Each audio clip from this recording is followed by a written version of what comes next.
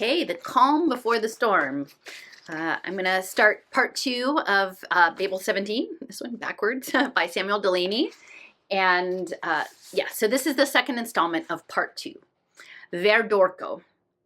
If words are paramount, I'm afraid that words are all my hands have ever seen. From Quartet. Section 1. The retranscribed material passed on the sorting screen, but the computer console lay by the computer sorry, let me start over again. Okay, the retranscribed material passed on the sorting screen.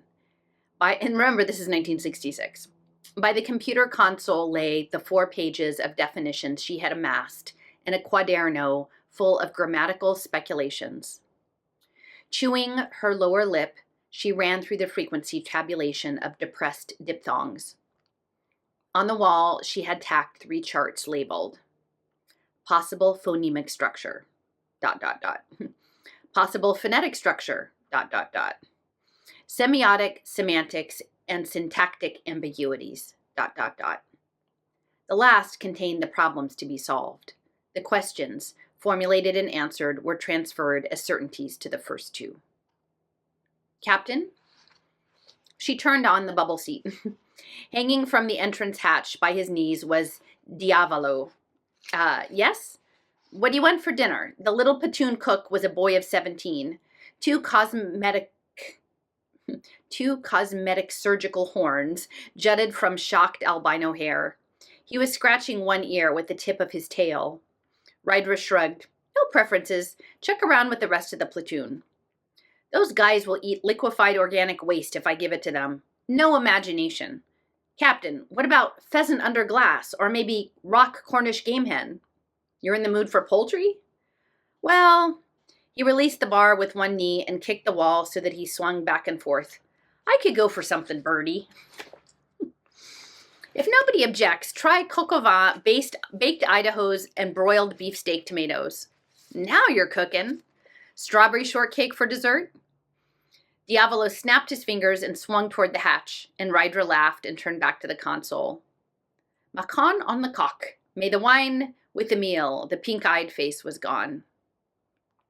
Rydra had discovered the 3rd example of what might have been syncope when the bubble chair sagged back. The quaderno slammed against the edge of the desk. Her shoulders wrenched. Behind her, the skin of the bubble chair split and showered suspended silicon. The cabinet stilled, and she turned to see Diavolo spin through the hatch and crack his hip as he grabbed at the transparent wall. Jerk! She slipped on the wet, deflated skin of the bubble chair. The slug's face jounced on the intercom. Captain! What the hell? She demanded. The blinker from drive maintenance was flashing, and something jarred the ship again. Are we still breathing? The slug's face, heavy and rimmed with a thin black beard, got an unpleasant expression. Yes, air, all right. Drive maintenance has the problem. If those damn kids have... And she clicked them on. Flip, the platoon maintenance foreman said, Jesus, Captain, something blue. What? I don't know. Flopface appeared over his shoulders. A and B shifters are all right. C's glittering like the 4th of July sparkler. But where the hell are we anyway? On the first hour shift between Earth and Luna, we haven't even got free of Stellar Center 9. Navigation? Another click. Malia's dark face popped up. Be Gates, demanded Rydra. The first navigator reeled off their probability curve and located them between 2 vague logarithmic spirals.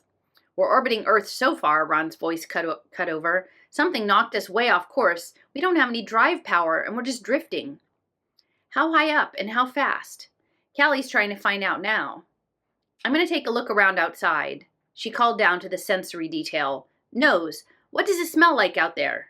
It stinks. Nothing in this range. We've hit soup. Can you hear anything, ear? Not a peep, Captain. All the stasis currents in the area are at a standstill. We're too near a large gravitational mass. There's a faint etheric undertow about 50 specters K-word, but I don't think it will take us anywhere except around in a circle. We're riding in momentum from the last stiff wind from Earth's magnetosphere. What does it look like, Eyes? Inside of a coal shuttle. Whatever happened to us, we picked a dead spot to have it happen in. In my range, that undertow is a little stronger and might move us into a good tide. Brass cut in. But I'd like to know where it's going before I went jumping off into it, and that means I gotta know where we are first. Navigation? Silence for a moment, and then the three faces appeared. Callie said, "We don't know, Captain." The gravity field had stabilized a few degrees off. The silicon suspension from the ruptured chair collected in one corner. Little Diavolo shook his head and blinked. Through the contortion of pain on his face, he whispered, "What happened, Captain?" "Damned if I know," Rydra said, "but I'm going to find out." Dinner was eaten silently. The platoon, all kids under 21, made as little noise as possible. At the officers' table, the navigators sat across from the apparitional figures of the discorporate sensory observers. The hefty slug at the table's head poured wine for the silent crew. Rydra dined with Brass. "I don't know." He shook his maned head, turning his glass in gleaming claws. "It was smooth sailing with nothing in the way. Whatever happened inside the ship." Diavolo, hip in a pressure bandage, dourfully brought in the shortcake and served Rydra and Brass, and then retired to his seat at the platoon table. "So," Rydra said, "we're orbiting Earth with all our instruments knocked out, and we can't even tell where we are." "The hyperstasis instruments are good," he reminded her. "We just don't know where we are on the side of the jump. And we can't jump if we don't know where we're jumping from." She looked over the dining room. "Do you think they're expecting to get out of this, Brass?" "They're hoping you can get them out, Captain." And she touched the rim of her glass to her lower lip. "If somebody doesn't, we'll sit here eating Diavolo's good food for 6 months and then suffocate. We can't even get a signal out until after we leap for hyperstasis with the regular communicator shorted. I asked the navigators to see if they could improvise something, but no, they just had time to see that we were launched in a great circle." "We should have windows," Rydra said. "At least we could look out at the stars and time our orbit. It can't be more than a couple of hours." Brass nodded. "Shows you what modern conveniences mean. A porthole and an old-fashioned sextant would set us right, but we're electronicized to the gills, and here we sit with the neatly insoluble problem." Circling. Rydra put down her wine. "What is it?" "They're Christ," said Rydra, and she frowned. "And what's that?" asked Brass. "Ratas orbis il cerchio." And she put her palms flat on the tabletop and pressed. "Circles," she said, "circles in different languages." Brass's confusion was terrifying through his fangs. The glinting fleece above his eyes bristled. "Sphere," she said, "il globo, gumlas." And she stood up. Kuglet, kring." "Does it matter what language it's in? A circle is a—" But she was laughing and running from the dining room. In her cabin, she grabbed up her translation. Her eyes fled down the pages. She banged the button for the navigators. Ron, wiping whipped cream from his mouth, said, "Yes, Captain, what do you want?" "A watch," said Rydra, "and a bag of marbles." "Huh? You can finish your shortcake later. Meet me in G Center right now." "Marbles?" articulated Malia wonderingly. "Marbles?" "One of the kids in the platoon must have brought along a bag of marbles. Get it and meet me in G Center." She jumped over the ruined skin of the bubble seat and leapt up the hatchway and turned off at the radial shaft 7 and launched down the cylindrical corridor to the hollow spherical chamber of G Center. The calculated center of gravity of the ship, it was a chamber 30 feet in diameter in constant free fall from where certain acceleration-sensitive instruments took their readings. A moment later, the three navigators appeared through triometric entrances. Ron held up a mesh bag of glass balls. "Lizzie asked you to try and get these back to her by tomorrow afternoon because she's been challenged by the kids in drive and she wants to keep her championship. If this works, she can probably have them back tonight." "Work?" Malia wanted to know. "Idea, you?" "I do, only it's not really my idea." "Whose is it, and what is it?" Ron asked. "I suppose it belongs to somebody who speaks another language. What we've got to do is arrange the marbles around the wall of the room in a perfect sphere and then sit back with the clock and keep tabs on the second hand." "What for?" "To see where they go and how long it takes them to get there." "I don't get it," said Ron. "Our orbit tends toward a great circle around the Earth, right? And that means everything in the ship is also tending to orbit in a great circle. And if left free of influence, they will automatically seek out such a path." "Right, so Help me get these marbles in place. These things have iron cores. Magnetize the walls, will you, to hold them in place so they can all be released at once. Ron, confused, went to power the metal walls of the spherical chamber. You still don't see. You're a mathematician. You tell me about great circles. Callie took a handful of marbles and started to space them. Tiny, click after click all over the wall. A great circle is the largest circle you can cut through a sphere. The diameter of the great circle equals the diameter of the sphere, from Ron, as he came back from the power switch. The summation of the angles of intersection of any three great circles within one topologically contained shape approaches 540 degrees. The summation of angles of n great circles approaches n times 180 degrees. Malia intoned the definitions, which she had begun memorizing in English with the help of Personifix that morning, in her musically inflected voice. Marble here, yes? All over, evenly as you can space them, but they don't have to be exact. Tell me some more about the intersections. Well, said Ron, on any given sphere, all great circles intersect each other, or lie congruent. Ryder laughed.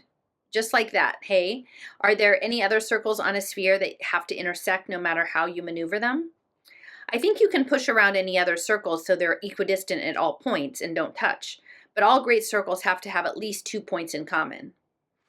Well, think about that for a minute and look at these marbles, all being pulled along great circles.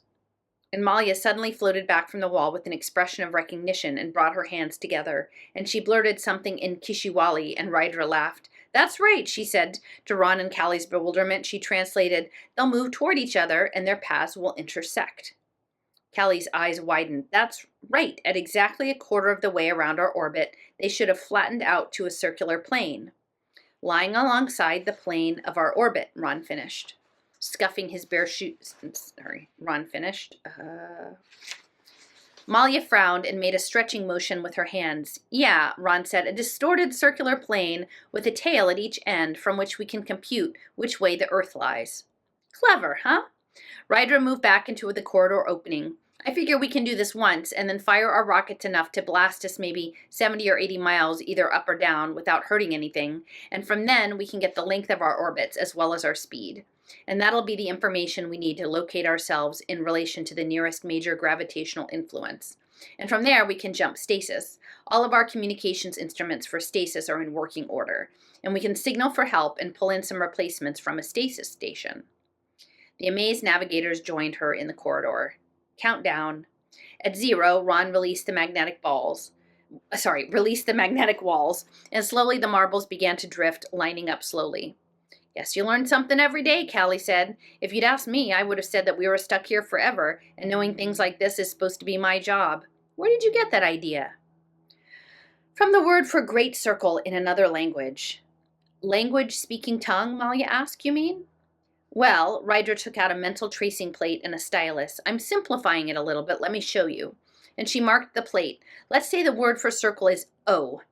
This language has a melody system to illustrate comparatives, and we'll represent this by the diacritical marks, little V, a line, and like an upward pointing V, respectively, means smallest, ordinary, and biggest.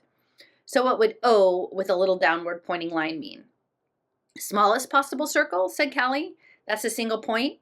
Ryder nodded. Now when referring to the circle on a sphere, suppose the word for just an ordinary circle is O with a line over it, followed by either of the two symbols, one of which means not touching anything and the other means crossing, like 11 or X. What would little line over O X mean? An ordinary circle that intersects, said Ron.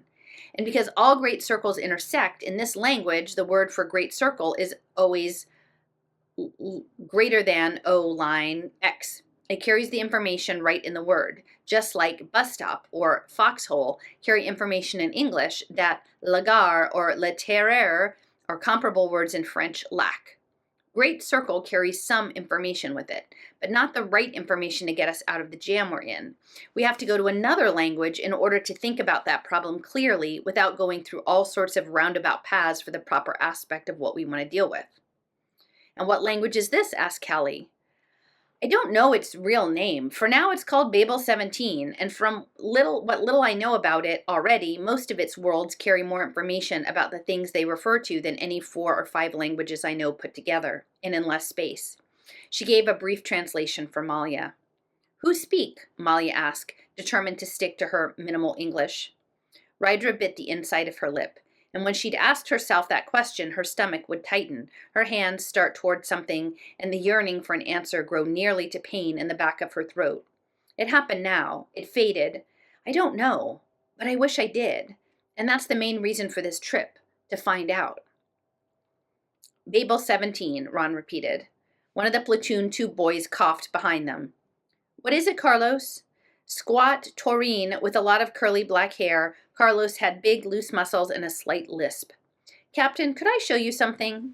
He shifted from side to side in adolescent awkwardness, scuffing his bare soles, heat calloused from climbing over the drive tubes against the door sill. Something down in the tubes. I think you should take a look at it yourself. Did Slug tell you to get me? Carlos prodded behind his ear with a gnawed thumbnail. Uh-huh. You 3 can take care of this business, can't you? Sure, Captain. Callie looked at the closing marbles, and Rydra ducked after Carlos. They rode down the ladder lift and hunched through the low-ceiling causeway. Down here, Carlos said, hesitantly taking the lead beneath arched bus bars. At a mesh platform, he stopped and opened a component wall cabinet in the wall. See?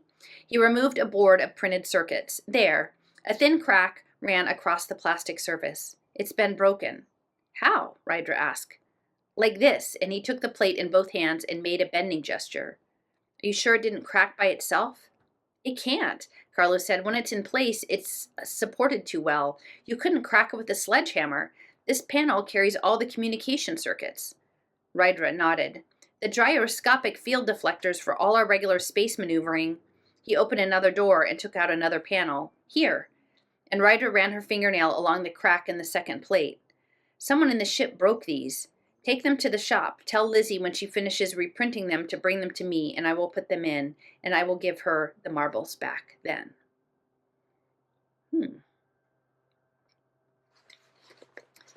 Part 2, Section 2. Drop a gem in thick oil. The brilliance yellows slowly. Amber goes red at last and dies. That was the leap into hyperstatic space. At the computer console, Rydra pondered the charts. The dictionary had doubled since the trip began. Satisfaction filled one side of her mind like a good meal. Words and their easy patterning, facile, always on her tongue, in her fingers, ordered themselves for her, revealing, defining, revealing. And there was a traitor. The question, a vacuum where no information would come across to answer who or what or why, made an emptiness on the other side of her brain, agonizing to collapse. Someone had deliberately broken those plates. Lizzie said so too. What words for this? The names of the entire crew, and by each a question mark. Fling a jewel into a glut of jewels. This was the leap from hyperstasis into the area of the Alliance war yards at Arm's Edge. At the communication board, she put on the sensory helmet. Do you want to translate for me? The indicator light blinked acceptance. Each discorporate observer perceived the details of the gravitational and electromagnetic flux of the stasis currents for a certain frequency with all his senses, each in a separate range. Those details were myriad, and the pilot sailed the ship through those currents as sailing ships winded the liquid ocean. But the helmet made a condensation that the captain could view for a general survey of the matrix, reduced to terms that would leave the corporate viewer sane.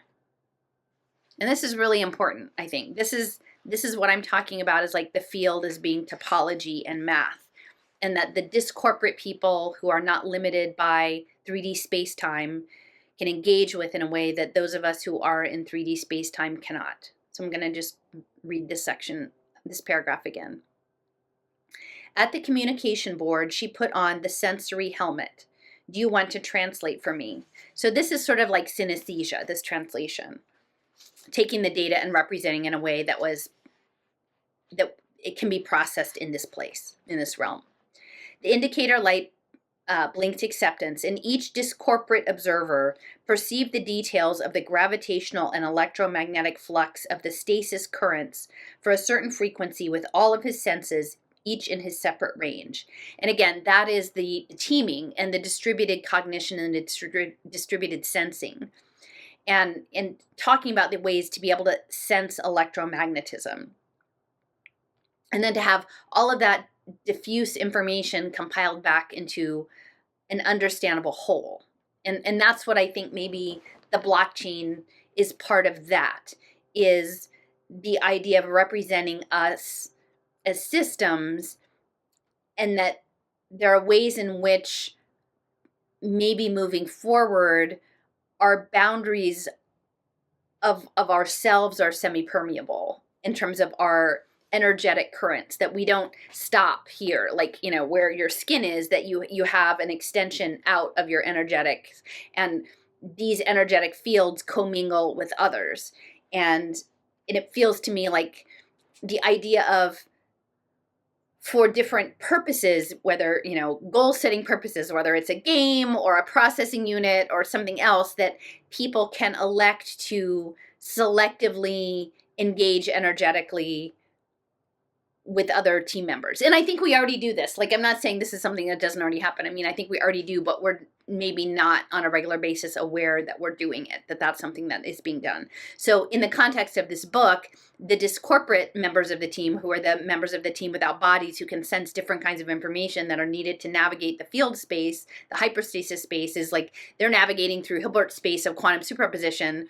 And then they have to figure out a way of representing what that means to someone who can't access that space. So it's like trying to bridge a language or a symbolic communication or correspondence from one place into another place that doesn't share the same context.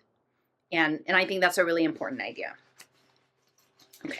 So she opened the helmet, covering her eyes, ears, and nose. Flung through the loops of blue and rung with indigo, drifted the complex of stations and planetoids making up the war yards. A musical hum, punctured with bursts of static, sounded over earphones. The olfactory emitters gave a confused odor of perfumes and hot oil charged with the bitter smell of burning citrus peel. With 3 of her senses filled, she was loosed from the reality of the cabin to drift through sensory abstractions. It took nearly a minute to collect her sensations and begin their interpretation. All right, what am I looking at?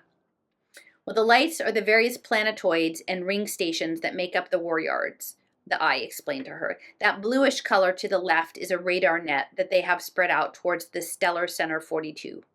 And the red flashes in the upper right are a reflection of Bellatrix from a half-glazed solar disk rotating 4 degrees outside your field of vision. And what's the low humming? Rydra asked. The ship's drive, the ear explained. Just ignore it. I'll block it out if you want. And Rydra nodded, and the hum ceased. And the clicking, the ear began? Well, it's Morse code, Rydra finished. I recognize that. It must be 2 radio amateurs that want to keep off the visual circuits. That's right, the ear confirmed. What stinks like that? Well, the overall smell is just Bellatrix's gravitational field. You can't perceive the olfactory sensations in stereo, but the burnt lemon peel is the power plant that's located in the green glare right ahead of you. And again, this is like the synesthesia, like mixing sensory perceptions. Where do we dock? In the sound of E minor triad. In the hot oil you can smell bubbling to your left. Home is on the white circle. And Rydra switched to the pilot. Okay, Brass, take her in. And I just think that is really cool. So I'm gonna just read this section again and thinking about this in terms of alternate sensing as a team, how to communicate information through language across domains. Okay, all right, what am I looking at? The lights are the various planetoids and ring stations that make up the war yards, the eye explained to her.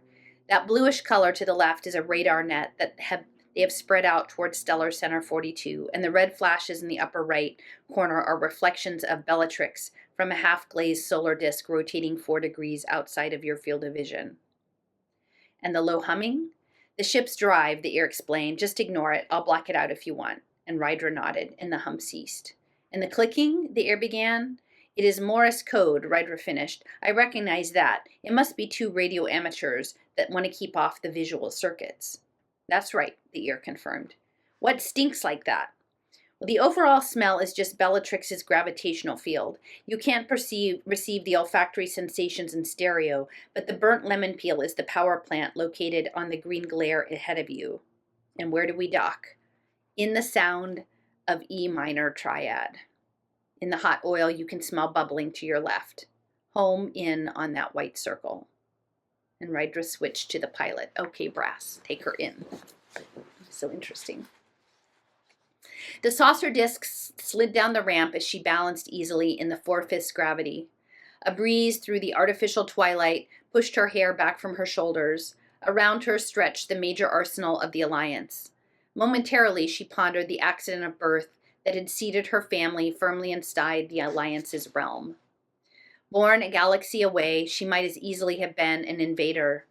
Her poems were popular on both sides, and that was upsetting. She put that thought away. Here, gliding the Alliance war yards, it was not clever to be upset over that. Captain Wong, you come under the auspices of General Forrester. She nodded as her saucer stopped. He forwarded us information that you are, at present, the expert on Babel 17. She nodded once more. Now the other saucer passed before hers.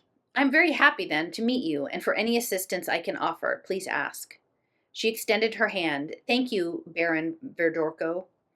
Black eyebrows raised, and the slash of mouth curved in the dark face. You read heraldry? He raised long fingers to the shield on his chest. I do. Again, symbols, different kinds of languages. An accomplishment, Captain. We live in a world of isolated communities, each hardly touching its neighbor, each speaking as if it were a different language. Well, I speak many. The Baron nodded. Sometimes I believe, Captain Wong, that without the invasion, something for the Alliance to focus its energies upon, our society would disintegrate. Captain Wong, and he stopped, and the fine lines of his face shifted, contracted into concentration, and then a sudden opening. Rydra Wong? And she nodded, smiling at his smile, yet wary, before what the recognition would mean. I didn't realize. He extended his hand as though he were meeting her all over again, but of course, the surface of his manner shaled away, and she had never seen this transformation before. She would have warmed to his warmth. Your books! I want you to know. And the sentence trailed in a slight shaking of the head. Dark eyes too wide, lips in their humor too close to a leer, hands seeking one another. It all spoke to her of a disquieting appetite for her presence, a hunger for something she was or might be, a ravenous, dinner at my house is served at 7. And he interrupted her thought with unsettling appropriateness. You'll dine with the Baroness and myself this evening. Thank you, but I want to discuss this with my crew. Well, I extend the invitation to your entire entourage. We have a spacious house, conference rooms at your disposal, as well as entertainment. Certainly less confined than your ship. The tongue, purplish and flickering behind white teeth, the brown lines of his lips, she thought, form words as languidly as the slow mandibles of the cannibal mantis. Please, come a little early so we can prepare you. And she caught her breath and then felt foolish. A faint narrowing of his eyes told her he had registered, though not understood, her start. For your tour through the yards, General Forrester has suggested you be made privy to all our efforts against the invaders. This is quite an honor, madam. There are many well-seasoned officers at the yards who have not seen some of the things you will be shown. A good deal of it will probably be tedious, I dare say. In my opinion, it's stuffing you with lots of trivial tidbits. But some of our attempts have been rather ingenious, and we will keep our imagination simmering. This man brings out the paranoid in me, she thought. I don't like him. I prefer not to impose on you, Baron. There are some matters on my ship I must... Do come. Your work here will be much facilitated if you accept my hospitality, I assure you. A woman of your talent and accomplishment would be an honor to my house, and recently I have been starved. Dark lips slid together over gleaming teeth. For intelligent conversation. She felt her jaw clamp involuntarily on a third ceremonious refusal, but the Baron was saying, I will expect you and your crew leisurely before 7. And the saucer disc slid away over the concourse, and Rydra looked back at the ramp where her ship waited, silhouetted against the false evening. Her disk began to negotiate the slope back to the rimbo. "Well," she said to the little albino cook who had just come out of his pressure bandage the day before, "you're off tonight, Slug. The crew's gonna come out to dinner. See if you can brush the kids up on their table manners and make sure everyone knows which knife to eat his peas with and all of that."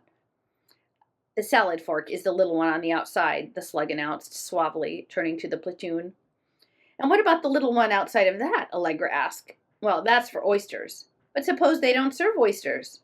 Flop rubbed his underlip with the knuckle of his thumb. "Well, I guess you could pick your teeth with it."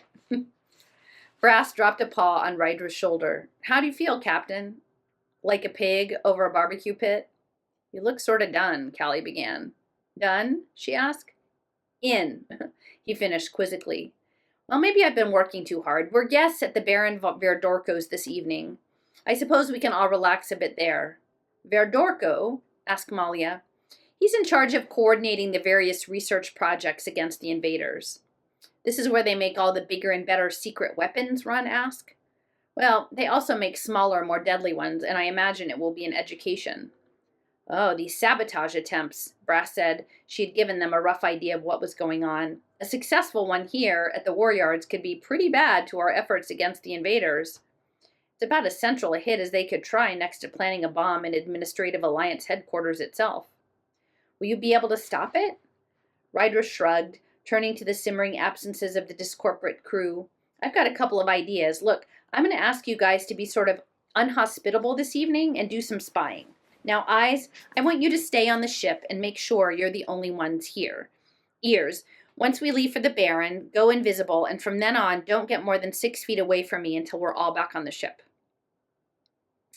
Nose, you run messages back and forth. Like there's something going on that I don't like, and I don't know whether it's my imagination or what." The eye spoke something ominous. Ordinarily, the corporate could only converse with the discorporate and remember the conversation over special equipment. Now Rydra solved the problem by immediately translating whatever they spoke to her into Basque. Interesting. Before the weak synapses broke. Though the original words were lost, the translation remained. Those broken circuit plates weren't your imagination. It was the gist of the Basque that she retained. She looked over the crew with gnawing discomfort. If one of the kids or officers was merely psychotically destructive, it would show up on his psych index. There was, among them, a consciously destructive one. And it hurt, like an unlocatable splinter in the sole of her foot that jabbed occasionally with the pressure of walking. She remembered how she had searched them from the night. Pride, warm pride in the way their functions meshed as they moved her ship through the stars. The warmth was relieved anticipation for all that could go wrong with the machine called the ship, if the machine called crew were not interlocked and precise. Cool pride in another part of her mind at the ease with which they moved by one another. The kids, inexperienced both in living and working, the adults, so near pressure situations they might have scarred their polished efficiency and made psychic burrs to snag one another. But she had chosen them, and the ship, her world, was a beautiful place to walk, work, live for a journey's length. And that's the teaming. But there was a traitor. That shorted something. Somewhere in Eden now, she recalled, again looking over her crew. Somewhere in Eden now, a worm.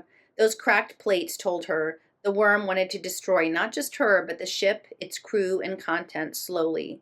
No blades plunged in the night, no shots from around the corner, no cord looped on the throat as she entered a dark cabin. Babel 17, how good a language would it be to argue with for your life? Slug, the Baron wants me to come over first to see some of his latest methods of slaughter. Have the kids there decently early, will you? I'm leaving now. Eye and ear, hop aboard. Righto, Captain, from Slug. The discorporate crew deperceptualized. She leaned her sled over the ramp again and slid away from the milling youngsters and officers, curious at the source of her apprehension.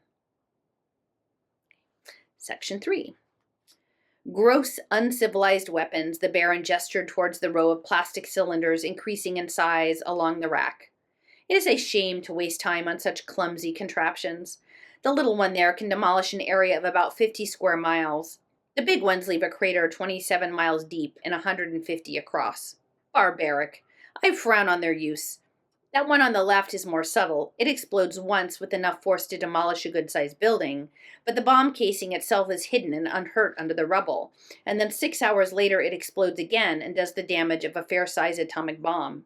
This leaves the victims enough time to concentrate their reclamation forces, all sorts of reconstruction workers, Red Cross nurses, or whatever the invaders call them, lots of experts discerning the size of the damage, and then poof, a delayed hydrogen explosion and a good 30 or 40 mile crater. It doesn't do as much physical damage as even the smallest of these others, but it gets rid of a lot of equipment and busybody do-gooders. Still, a schoolboy's weapon. I keep them in my own personal collection just to show them we have the standard fare. Now, she followed him through the archway into the next hall. There were filing cabinets along the wall and a single display case in the center of the room. Now, here is one I'm justly proud of. The Baron walked to the case and the transparent walls fell apart. What? Ryder asked. Exactly is it? Well, what does it look like? A piece of rock? A chunk of metal, corrected the Baron. Is it explosive or particularly hard? Well, it won't go bang, he assured her. Its tensile strength is a bit over titanium steel, but we have much harder plastics. Ryder started to extend her hand and then thought to ask, May I pick it up and examine it? I doubt it, the Baron said. You can try. What will happen? See for yourself. She reached out to take the dull chunk. Her hands closed on air 2 inches above the surface. She moved her fingers down to touch it, but they came together 2 inches to the side. Ryder frowned. She moved her hand to the left, but it was on the other side of the strange shard. Just a moment, the Baron smiled, picked up the fragment. Now, if you saw this just lying on the ground, you wouldn't look twice at it, would you? Poisonous, Ryder suggested. Is it a component of something else?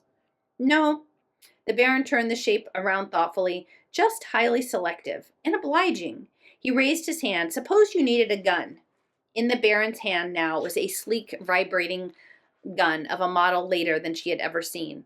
Or a crescent wrench. And now he held a foot-long wrench. He adjusted the opening. Or a machete. The blade glistened as he waved his arm back. Or a small crossbow. It had a pistol grip and a bow length not quite 10 inches.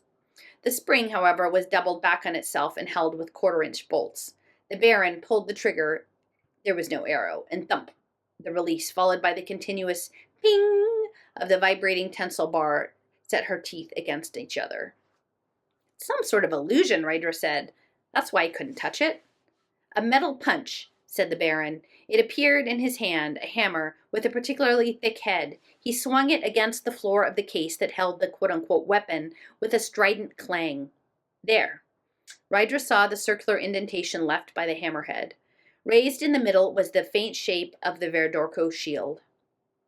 She moved the tips of her fingers over the bossed metal, still warm from impact. No illusion. That crossbow will put you a 6-inch shaft completely through 3 inches of oak at 40 yards. And the vibrogun, well, I'm sure you know what it can do.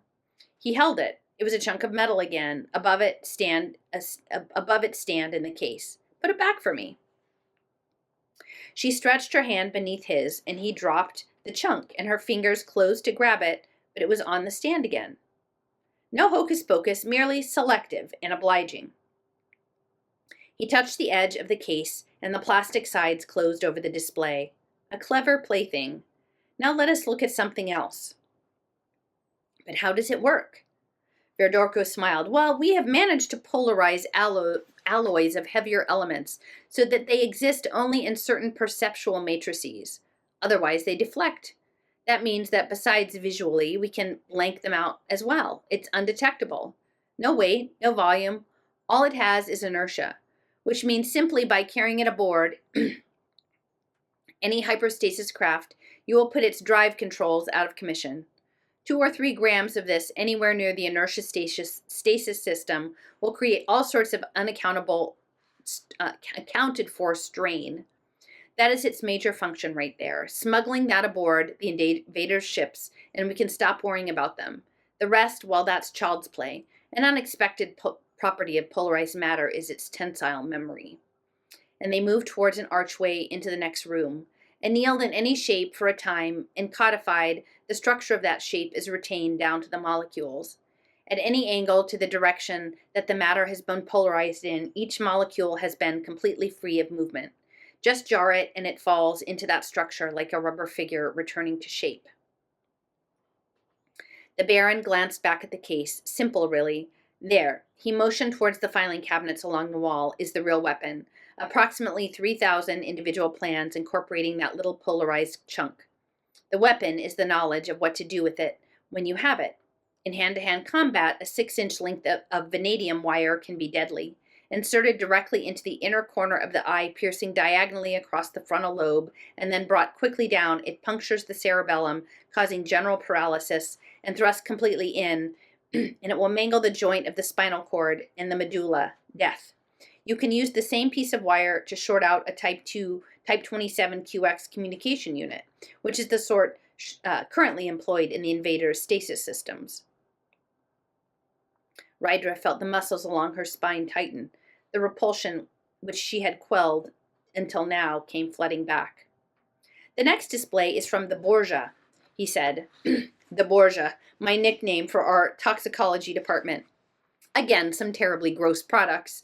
He picked a sealed glass vial from the rack. Pure diphtheria toxin, enough here to make the reservoir of a good-sized city fatal. But standard vaccination procedure, Ryder began. Diphtheria toxin, my dear? Toxin. Back when contagious diseases were a problem, they would examine the corpses of diphtheria victims and discover nothing but a few 100,000 bacilli, all in the victim's throat. Nowhere else. With any sort of bacillus, that's enough of an infection to cause a minor cough. It took years to discover what was going on. That tiny number of bacilli produced an even tinier bit of a substance that is still the most deadly natural organic compound we know of. The amount required to kill a man, I'd even say 30 or 40 men, is, for all practical purposes, undetectable. Up until now, even with all our advances, the only way you could obtain it was from an obliging diphtheria bacillus. The Borgia has changed that. He pointed to another bottle. Cyanide, the old warhorse, but then the telltale smell of almonds. Are you hungry? We can go up for cocktails any time you wish. She shook her head quickly and firmly. And now these are delicious. Catalytics. He moved his hand from one file to the next. Color blindness, total blindness, tone deafness, complete deafness, ataxia, amnesia, and on and on and on. He dropped his hand and smelled like a hungry rodent. And they're all controlled by this. You see, the problem with anything of such specific effect is that you have to introduce comparatively huge amounts of it. All of these require at least 1/10 of a gram or more. So, catalytics. None of what I've shown you would have any effect at all, even if you swallowed the whole phial. He lifted the last container he had pointed to and pressed a stud at the end, and there was a faint hiss of escaping gas. Until now, a perfectly harmless atomized steroid. Only it activates the poisons here to produce these effects. Well, exactly, smiled the Baron. And the catalyst can be in the doses nearly as microscopic as the diphtheria toxin. The contents of that blue jar will give you a mild stomachache and a minor head pain for half an hour, nothing more. The green one beside it, total cerebral atrophy over the period of a week. The victim becomes a living vegetable the rest of his life. The purple one, death. He raised his hands, palms up, and laughed. Well, I'm famished. The hands dropped. Shall we go up to dinner? Ask him what's in that room over there, she said to herself, and would have dismissed the passing curiosity, but she was thinking in Basque. It was a message from her discorporate bodyguard, the invisible, beside her. When I was a child, Baron, and she moved towards the door, soon after I came to Earth, I was taken to the circus. It was the first time I had seen so many things so close together that were so fascinating. I wouldn't go home until almost an hour after they had intended to leave. What do you have in this room? Surprise in the little movement in the muscles of his forehead. Show me. He bowed his head in mocking semi-formal acquiescence. Well, modern warfare can only be fought on so many delightfully different levels, he continued, walking back to her as if no interruption of the tour had been suggested. One wins a battle by making sure one's troops have enough blunderbusses and battle axes like the ones you saw in the first room, or by the well-placed 6-inch length of vanadium wire on a Type 27 QX communication unit. With the proper orders delayed, the encounter never takes place. hand-to-hand weapons, survival kit, plus training room and board, 3,000 credits per enlisted stellarman over a period of 2 years active duty. For a garrison of 1,500 men, that's an outlay of 4,500,000 credits. And that same garrison will live in and fight from 3 hyperstasis battleships, which fully equipped run about 1.5 million credits apiece, a total outlay of 9 million credits. We have spent on occasion perhaps as much as 1 million on the preparation of a single spy or saboteur, and that is a rather higher than usual, and I can't believe a 6-inch length of vanadium wire costs a third of a cent. I mean, war is costly, and although it has taken some time, Administrative Alliance Headquarters is beginning to realize subtlety pays. This way, Miss Captain Wong. Again, they were in the room with only a single display case, but it was 7 feet high. A statue, Ryder thought? No. Real flesh, with detail of muscle and joint. No, it must be a statue because a human body, dead or in suspended animation, doesn't look that alive. Only art could produce that vibrancy. So you see, the proper spy is very important. Though the door had opened automatically, the Baron held it with his hand in vestigial politeness. This is one of our more expensive models, still well under 1 million credits, but one of my favorites, though in practice he has his faults. With a few minor alterations, I would like to make him a permanent part of our arsenal. A model of a spy? Some sort of robot or android? Not at all. They approached the display case. We made half a dozen TW-55s. It took the most exacting genetic search. Medical science has progressed to the point that all sorts of hopeless human refuge lives and reproduces at a frightening rate. Inferior creatures that would have been too weak to survive a handful of centuries ago, well, we chose our parents carefully, and then, with artificial insemination, we got our half-dozen zygotes, 3 male, 3 female, and we raised them in, oh, such a carefully controlled nutrient environment, speeding the growth rate by hormones and other things. But the beauty of it was the experiential imprinting. Gorgeously healthy creatures. You have no idea how much care they received. I once spent a summer on a cattle farm, Ryder said shortly. The Baron's nod was brisk. Well, we'd used the experiential imprints before, so we knew what we were doing, but never to synthesize completely the life situation of, say, a 16-year-old human. 16 was the physiological age we brought them to in 6 months. Look for yourself what a splendid specimen it is. The reflexes are 50% above those of a human aged normally. Human musculature is beautifully engineered. A 3-day starved, 6-month atrophied myasthenia gravis case can, with proper stimulant drugs, overturn a 1.5-ton automobile. It will kill him, but that's still remarkable efficiency. Think why the biologically perfect body, operating at times at 0.99 efficiency, could accomplish in a single physical strength alone. I thought hormone growth incentive had been outlawed. Doesn't it reduce the lifespan some drastic amount?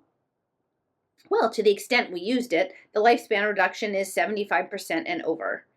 He might have smiled the way watching some odd animal at its incomprehensible antics. But, Madame, we are making weapons. If TW-55 can function 20 years at peak efficiency, then it will have outlasted the average battlecruiser by 5 years. But the experiential imprinting, to find among ordinary men someone who can function as a spy, is willing to function as a spy, you must search the fringes of neurosis, often psychosis. Though such deviations might mean strength in a particular area, and it always means an overall weakness in the personality. Functioning in any but that particular area, a spy may be dangerously inefficient. And the invaders have psych indices too, which will keep the average spy out of any place we might want to put him in. Captured, a good spy is a dozen times as dangerous as a bad one. Post-hypnotic suicide suggestions and the like are easily gotten around with drugs and are wasteful. TW-55 here will register perfectly normal on a psych integration. He has about 6 hours of social conversation, plot synopses of the latest novels, political situations, music, art criticism. I believe in the course of an evening he is programmed to drop your name twice, an honor you share only with Ronald Quar. He has one subject on which he can expound with scholarly acumen for an hour and a half. This one, I believe, is haptoglobin groupings among marsupials. Put him in a formal wear, and he will be perfectly at home at an ambassadorial ball or a coffee break at a high-level government conference. He He's a crack assassin, expert with all weapons you have seen up until now, and more. TW55 has 12 hours worth of episodes in 14 different dialects, accents, or jargons concerning sexual conquests, gambling experiences, fisticuff encounters, and humorous anecdotes of semi-legal enterprises, all of which failed miserably. Tear his shirt, smear grease on his face, and slip a pair of overalls on him, and he could be a service mechanic on any one of 100 space yards or stellar centers on the other side of Snap.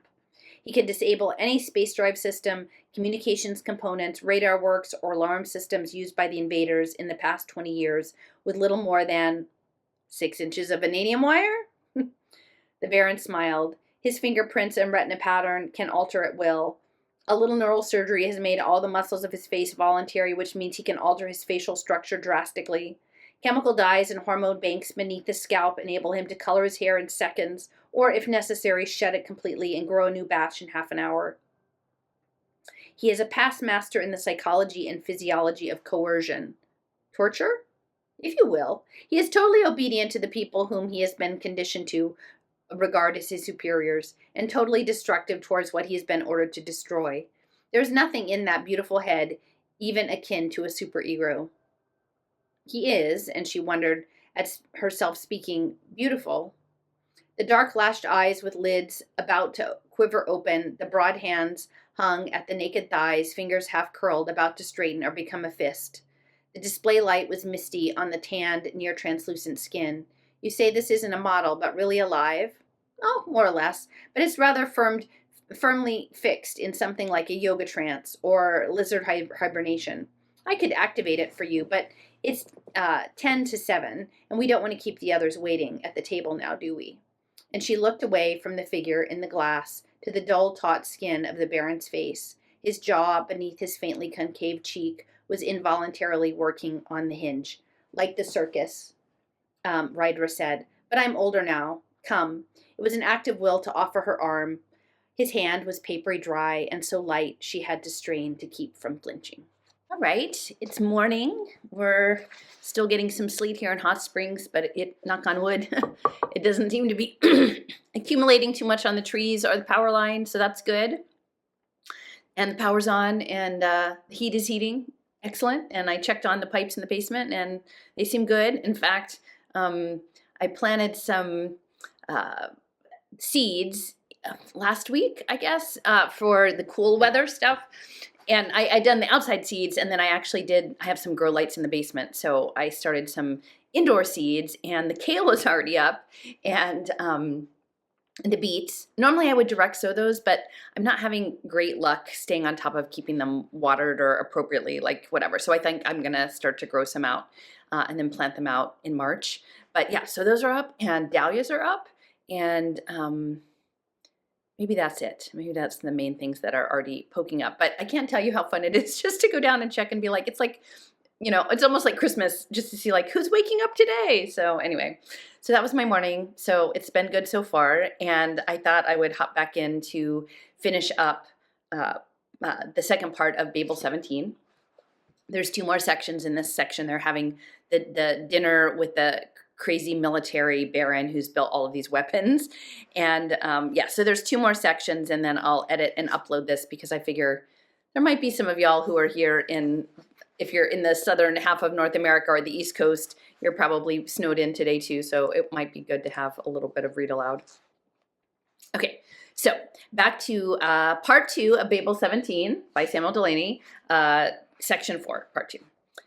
Captain Wong, I am delighted. The Baroness extended her plump hand of a pink and gray hue, suggesting something parboiled. Her puffy, freckled shoulders heaved beneath the straps of an evening dress, tasteful enough to over her distended figure, but still grotesque. We have so little excitement here at the yards that when someone as distinguished as yourself pays us a visit, she let the sentence end in what would have been an ecstatic smile, but the weight of her doughy cheeks distorted it into a porcine pastiche of itself. Rydra held the soft, malleable fingers as short a time as politeness allowed and returned the smile. She remembered, as a little girl, being obliged not to cry through punishment. Having to smile was worse. The Baroness seemed a muffled, vast, vacuous silence. The small muscle shifts, those counter communications that she was used to in direct conversation, were blunted in the Baroness under the fat, and even though the voice came from the heavy lips in strident little screeches, it was as though they talked through blankets. "But your crew! We intended them all to be present, 21. Now that's what a full crew consists of." And she shook her finger in patronizing disapproval. "I read up on these things, and there are only 18 of you here." "Well, I thought the discorporate members might remain on the ship," Ryder explained. "You need special equipment to talk with them, and I thought they might upset your other guests. They're really more content with themselves for company, and they don't eat." "Well, they're having barbecued lamb for dinner, and you'll go to hell for lying," she commented to herself in Basque. Discorporate, the Baroness patted the lacquered intricacies of her high coiffed hair. "You mean dead?" "Oh, of course. Now, I hadn't thought of that at all. You see how cut off we are from one another in this world? I'll have their places removed." And Rydra wondered whether the Baron had discorporate detecting equipment operating as the Baroness leaned toward her and whispered confidentially, "Your crew has enchanted everybody. Shall we go in?" With the Baron on her left, his palm, a parchment sling for her forearm, and the Baroness leaning on her right, breathy and damp, they walked from the white stone foyer into the hall. "Hey, Captain," Callie bellowed, striding toward them from a quarter of the way across the room. "This is a pretty neat place, huh?" And with his elbows he gestured around at the crowded hall and then held up his glass to show the size of his drink. He pursed his lips and nodded approvingly. "Let me get you some of those, Captain." And now he raised a handful of tiny sandwiches, olives stuffed with liver and bacon-wrapped prunes. "There's a guy with a whole tray full running around over there." He pointed again with his elbow. "Ma'am, sir." He looked from the Baroness to the Baron. "Can I get you some too?" And he put one of the sandwiches in his mouth and followed it with a gulp from his glass. "I'll wait till he brings them over here," the Baroness said. Amused, Rydra glanced at her hostess, but there was a smile much more the proper size winding through her fleshy features. "I hope you like them." Callie swallowed. "I do." And then he screwed up his face, set his teeth, opened his lips, and shook his head. "Except those really salty ones with the fish. I didn't like those at all, ma'am. But the rest are okay." "I'll tell you," the Baroness leaned forward, the smile crumbling into a chesty chuckle. "I never really liked the salty ones either." And she looked from Rydra to the Baron with a shrug of mock surrender. "But one is so tyrannized by one's caterer nowadays. What can one do?" "If I didn't like them," Callie said, jerking his head aside in determination, "I'd tell them, don't bring none." And the Baroness looked back with raised eyebrows. You're perfectly right. That's exactly what I'm going to do." And she peered across Rydra to her husband. "That is just what I'm going to do, Felix, next time." A waiter with the tray of glasses said, "Would you care for a drink?" "She don't want one of those. Get one of them little tiny ones," Callie said, gesturing towards Rydra. "Get her a big one like I got." Rydra laughed. "I'm afraid I have to be a lady tonight, Callie." "Nonsense," cried the Baroness. "I want a big one too. Now let's see. I'll put the bar somewhere over there. I put the bar somewhere over there, didn't I?" "And that's where it was when I saw it last," Callie said. "We're going to have fun this evening. Nobody is going to have fun with one of those." And she seized Rydra's arm and called her back to her husband. "Felix, be sociable," and led Rydra away. "That's Dr. Keebling. The woman with the bleached hair is Dr. Crane, and that is my brother-in-law, Albert. I'll introduce you on the way back. They're all my husband's colleagues. They work with him on those dreadful things he was showing you in the cellar. I wish he wouldn't keep his private collection in the house. It is so gruesome. I'm always afraid one of them will crawl up here in the middle of the night and chop our heads off. I think he's trying to make up for his son. We lost our little boy Niles. I think it's been 8 years. Felix has thrown himself totally into his work since. But that is a terribly glib explanation, isn't it, Captain Wong? Do you find us dreadfully provincial?" "Not at all." "Well, you should, but then you don't know any of us well, do you? Oh, and the bright young people who come here with their bright, lively imaginations, they do nothing all day long but think of ways to kill. It's a terribly placid society, really. But why shouldn't it be? All of its aggressions are vented from 9 to 5. And still, I think it does something to our minds. Imagination should be used for something other than pondering murder, don't you think?" "I do." Concern grew for the weighty woman. And just then they were stopped by clotted guests. "What's going on here?" demanded the Baroness. "Sam, what are they doing in there?" And Sam smiled and stepped back, and the Baroness wedged herself into the space, still clutching Rydra's arm. "Hold him back some." And Rydra recognized Lizzie's voice. Someone else moved, and she could see. The kids from Drive had cleared a space 10 feet across and were guarding it like junior police. And Lizzie crouched with 3 boys who, from their dress, were local gentry of Armsedge. What you have to understand, she was saying, is that's all it is. It's all in the wrist. And she flipped a marble with her thumbnail, and it struck the first one, and then another, and then struck one, and struck a third. Hey, do that again. And Lizzie picked up another marble. Only one knuckle on the floor now, so you can pivot. But mostly it's from the wrist. And the marble darted out, struck, and struck. 5 or 6 people applauded, and Rydra was one. The Baroness touched her breast. Oh, lovely shot, perfectly lovely. And she remembered herself and glanced back. Oh, you must want to watch this, Sam. You're the ballistics expert anyway. And with polite embarrassment, she relinquished her place and turned to Rydra, and they continued across the floor. There, that is why I am so glad you and your crew came to us this evening. You bring something so cool and pleasing, so fresh and crisp. You speak about us as though we were a salad, Rydra laughed. In the Baroness's, the appetite was not so menacing. I dare say if you stayed here long enough, we would devour you if you let us. What you bring here, we are very hungry for. What is that? They arrived at the bar and then turned with their drinks. The Baroness's face strained towards hardness. Well, you come to us, and immediately we start to learn things about you and ultimately about ourselves. I don't understand. Well, take your navigator. He likes his drinks big, and he knows all the hors d'oeuvres except he likes his drink big and all the hors d'oeuvres except the anchovies, and that's more than I know about the likes and dislikes of anyone else in this room. You offer scotch, and they drink scotch. You offer tequila. Tequila they down by the gallon. And just a moment ago I discovered, and she shook her supine hand, that it's all in the wrist, and I never knew that before. Well, we're used to talking to each other. Yes, but you tell the important things. What you like, what you don't like, how you do things. I mean, do you really want to be introduced to all those stuffy men and women who kill people? Not really. I didn't think so, and I don't want to bother myself. Oh, there are 3 or 4 here whom I think you would like, but I'll see that you meet them before you leave. And she barreled into the crowd. Tides, Rydra thought, oceans, hyperstasis currents, or the movement of people in a large room. She drifted along the least resistant ways that pulsed open and then closed as someone moved to meet someone, to get a drink, to leave a conversation. That's the fluidics. Then there was a corner, a spiral stair, and she climbed, pausing. She came around the second turn to watch the crowd beneath. There was a double door ajar at the top, a breeze, and she stepped outside. Violet had been replaced by artful, cloud-streaked purple, and soon the planetoid's chromodome would stimulate light. Moist vegetation lipped the railing, and at one end the vines had completely covered the white stone. Captain? Ron, shadowed and brushed with leaves, sat in the corner of the balcony, hugging his knees. Skin is not silver, she thought, yet whenever I see him that way, curled up in himself, I picture a knot of white metal. He lifted his chin from his kneecaps and put his back against the verdant hedge so there were leaves in his corn silk hair. What are you doing? Too many people.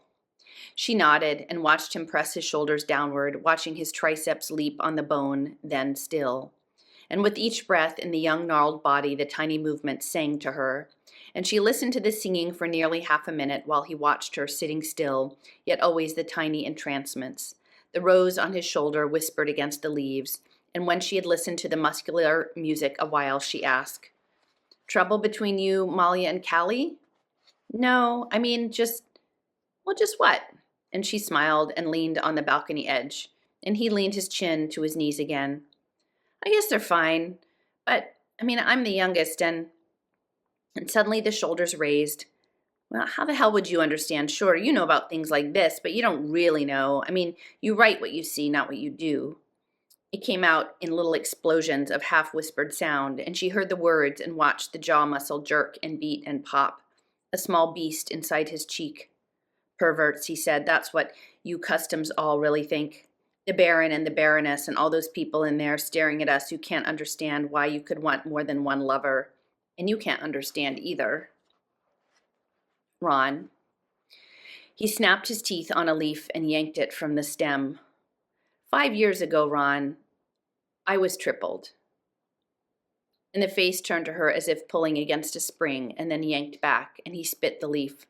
Your customs, Captain. You circle transport, but just the way you let them eat you up with their eyes, the way they turn and watch to see who you are when you walk by. You're a queen, yeah, but a queen in customs. You're not transport. Ron, I'm public. That's why they look. I write books. Customs people read them, yes, but they look because they want to know who the hell wrote them. Customs didn't write them. I talk to Customs, and Customs looks at me and says, "You're transport."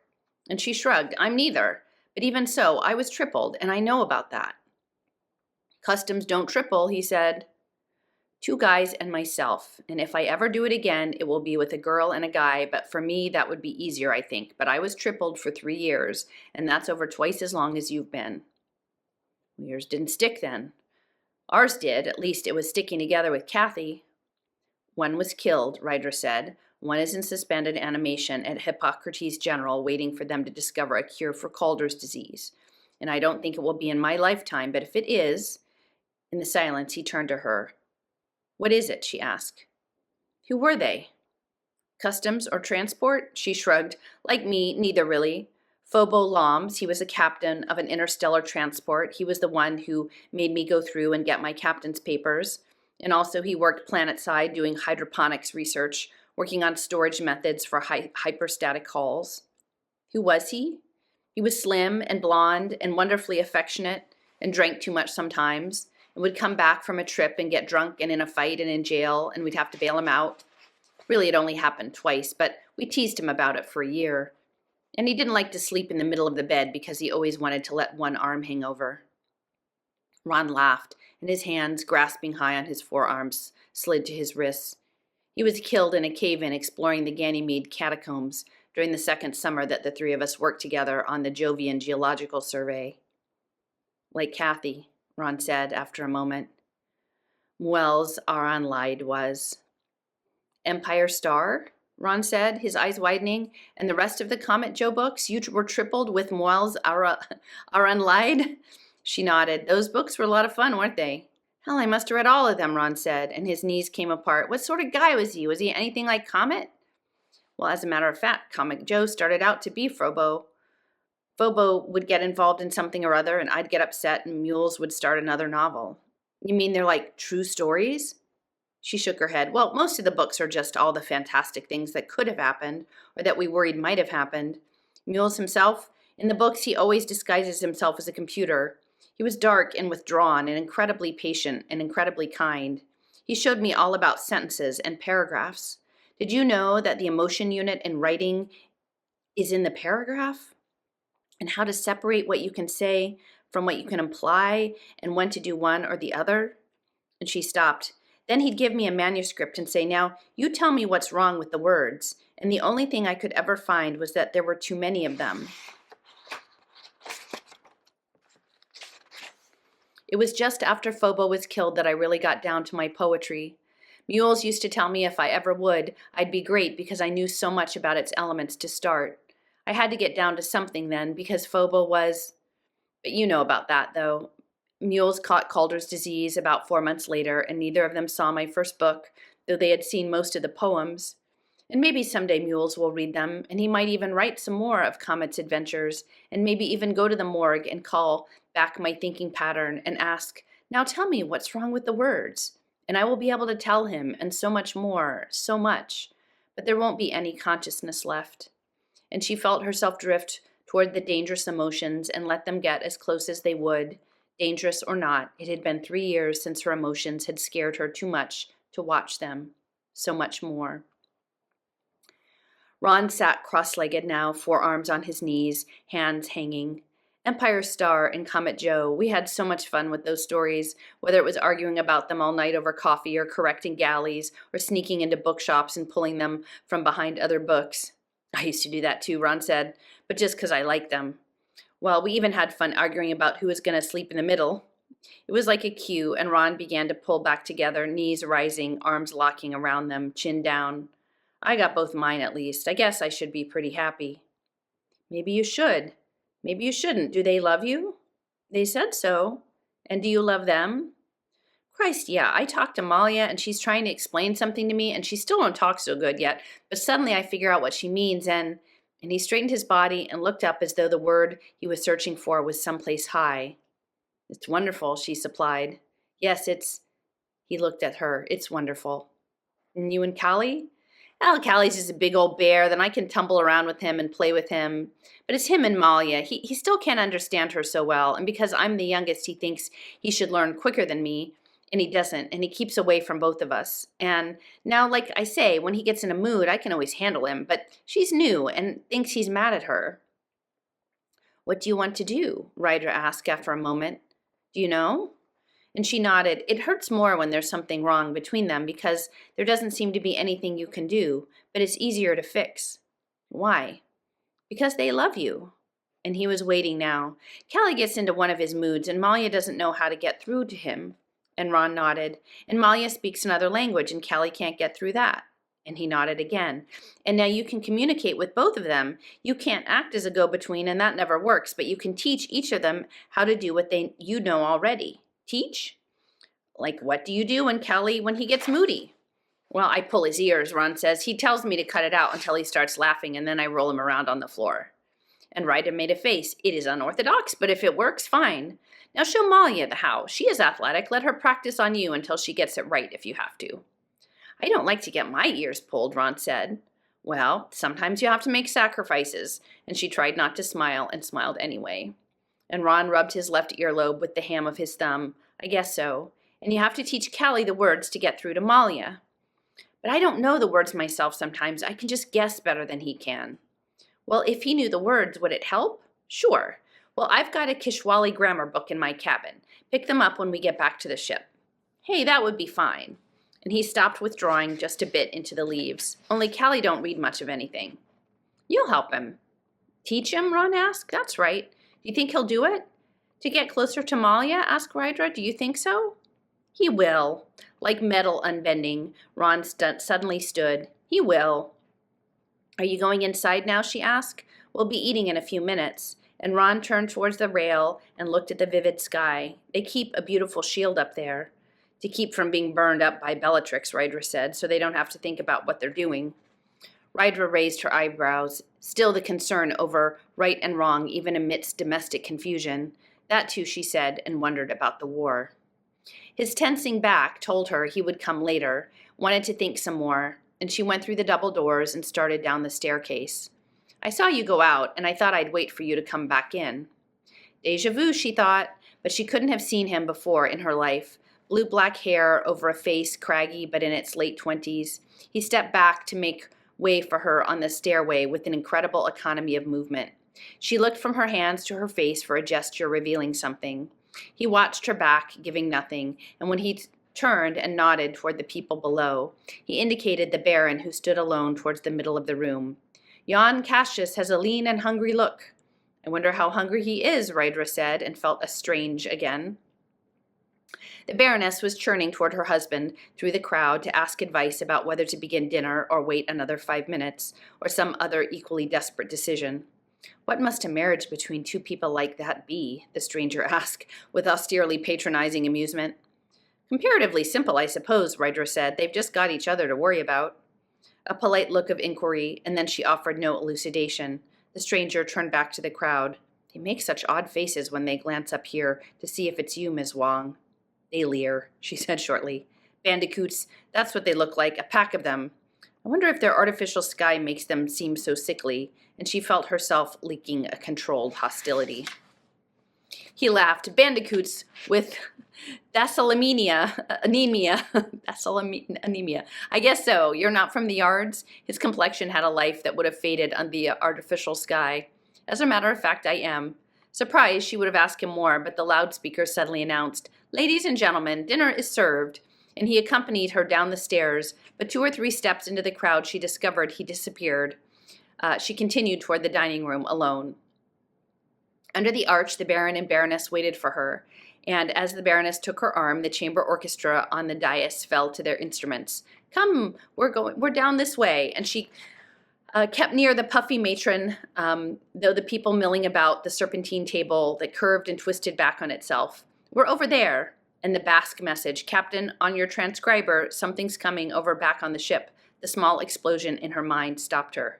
Babel 17, The Baron turned to her. Yes, Captain Wong? And she watched uncertainty score tense lines on his face. Is there any place in the yards with particularly important materials or research going on that might be unguarded now? Well, that's all done automatically. Why?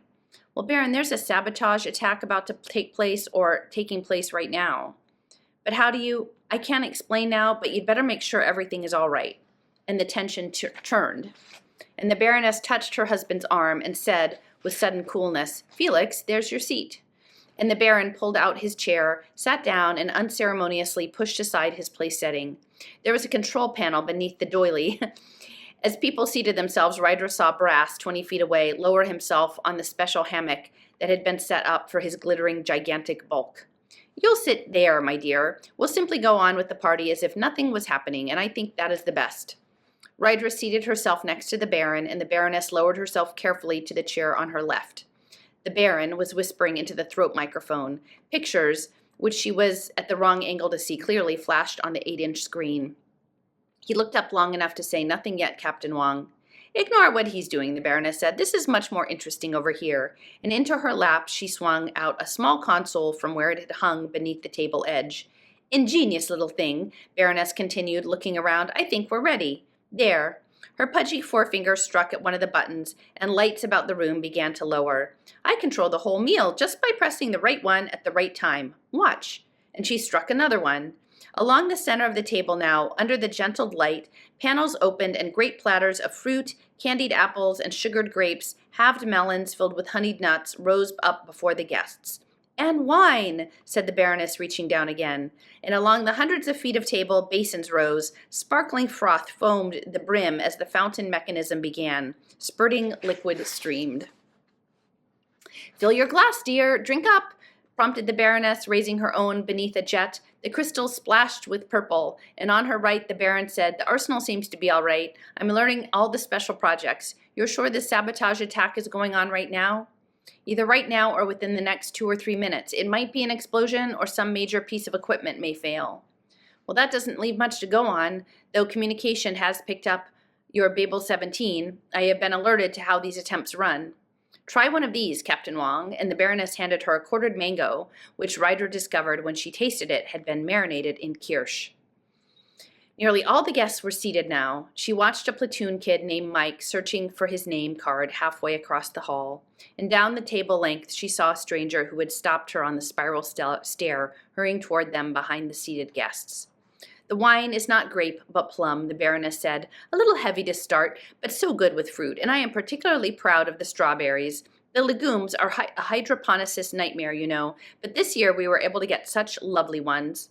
And Mike found his seat and reached both hands into the fruit bowl. The stranger rounded the last loop of the table, and Callie was holding a goblet of wine in each hand, looking from one to the other, trying to determine the larger. I could tease, the Baroness said, and bring out the sherbet first, or do you think it would be best to do the caldo verde? The way I prepare it, it is very light. I can never decide. The stranger reached the Baron, leaned over his shoulder to watch the screen, and whispered something. And the Baron turned to him, back slowly with both hands on the table, and fell forward. A trickle of blood wormed from beneath his face, and Rydra jerked back in her chair. Murder! A mosaic came together in her head, and when it went together, it said murder, and she leapt up. The Baroness exhaled hoarse breath and rose, overturning her chair. She flapped her hands hysterically toward her husband and shook her head. Rydra whirled to see the stranger snap a vibrogun from beneath his jacket. She yanked the Baroness out of the way, and the shot was low and struck the console. Once moved, the Baroness staggered to her husband and grasped him. His breathy moan took voice and became a wail. The hulking form, like a blimp deflating, sank and pulled Felix Ver Dorco's body from the table until she was kneeling on the floor, holding him in her arms, rocking him gently and screaming. Guests had risen now, talking had become roaring, and with the console smashed along the table, the fruit platters were pushing aside by emerging peacocks, cooked, dressed, and reassembled with sugared heads, tail feathers swaying. None of the clearing mechanisms were operating. Tureens of caldo verde crowded the wine basins until both overturned, flooding the table. Fruit rolled over the edge, and through the voices the vibrogun hissed on her left again, and then right, and people ran from their chairs, blocked her view. She heard the gun once more and saw Dr. Crane double over to be caught by a surprised neighbor as her bleached hair came undone and tumbled into her face. Spitted lambs rose to upset the peacocks. Feathers swept the floor. Wine fountains spurted the glistening amber skins, which hissed and steamed, and food fell back into the opening and struck red heating coils, and Rydra smelled burning. She darted forward, caught the arm of the fat, black-bearded man. "Slug, get the kids out of here." "What do you think I'm doing, Captain?" And she darted away, came up against a length of table, and vaulted the steaming pit. The intricate oriental dessert, sizzling bananas dipped first in honey and rolled to the plate over a ramp of crushed ice, was emerging as she sprang. The sparkling confection shot across the ramp and dropped to the floor, honey crystallizing into glittering thorns. And then he rolled among the guests, cracking underfoot. People slipped and flailed and fell. "Snazzy way to slide on a banana, huh, Captain?" commented Callie. "What's going on?" "Get Molly and Ron back to the ship." Urns rose now, struck the rotisserie arrangement, overturned grounds, and boiling coffee splattered, and a woman shrieked, clutching her scalded arm. "This ain't no fun anymore," Callie said. "I'll round them up." And he started away as Slug hurried back the other way. "Slug, what's a bandicoot?" She caught his arm again. "Vicious little animal, marsupial, I think." "Why, well, that's right, I remember now. And thalassemia? Funny time to ask, some sort of anemia. I know that. What sort? You're the medic on the ship." "Let me see." He closed his eyes a moment. "I got all this once in a hypno course. Yeah, it's hereditary, the Caucasian equivalent of sickle cell anemia, where the red blood cells collapse, becoming haptoglobins and break down, and allow hemoglobins to leak out, and the cell gets crushed by osmotic pressure. I figured it out. Get the hell out of here." And puzzled, the slug started toward the arch. Rydra started after him, slipped in the wine sherbet, and grabbed Brass, who now gleamed above her. "Take it easy, Captain." "Out of here, baby," she demanded, "and fast." Hop a ride?" Grinning, he hooked his arms at his hip, and she climbed to his back and clutched his sides with her knees, and holding his shoulders, the great muscles that had defeated the silver dragon bunched beneath her, and he leapt, clearing a table and landing on all fours, and before the fanged golden beast, guests scattered, and they made for the arched door. Wow, that's a lot going on. That's the end of part 4. This is part 5, but it's just really short. Hysterical exhaustion frothed. She smashed through it into the Rimbo's cabin and punched the intercom. "Slug, is all present and accounted for, Captain. This is corporate, safe aboard, all 3. Panting, Brass filled the entrance hatch behind her. She switched to another channel, and a near musical sound filled the room. "Good, it's still going." "That's it?" asked Brass, and she nodded. "Babel 17. It is being automatically transcribed so that I can study it later. Anyway, here goes nothing," and she threw a switch. "What are you doing?" "I pre-recorded some messages, and I'm sending them out now, and maybe they'll get through." She stopped the first tape and started a second. "I don't know it well yet. I know it a little, but not enough. I feel like someone at a performance of Shakespeare doing catcalls in pidgin English." An outside line signaled for her attention. "Captain Wong, this is Albert de Verdorco." The voice was perturbed. "We've had a terrible catastrophe, and we're in total confusion here. Could not find you at my brother's, but flight clearance just told me you had requested immediate takeoff for hyperstasis jump." "I requested nothing of the kind. I just wanted to get my crew out of there. Have you found out what's going on?" "But Captain, they said you were in the process of clearing for flight. You have priority, so I can't very well countermand your order, but I called to request that you please stay until this matter is cleared up, unless you are acting on some information that—" "We're not taking off," Rydra said. "We better not be. I'm not wired into the ship yet." "Apparently your automatic James Bond ran berserk," Rydra told Verdorco. "Bond? A mythological reference. Forgive me. TW-55 flipped." "Oh yes, I know. It assassinated my brother and 4 extremely important officials. It couldn't have picked out 4 more key figures if it had been planned."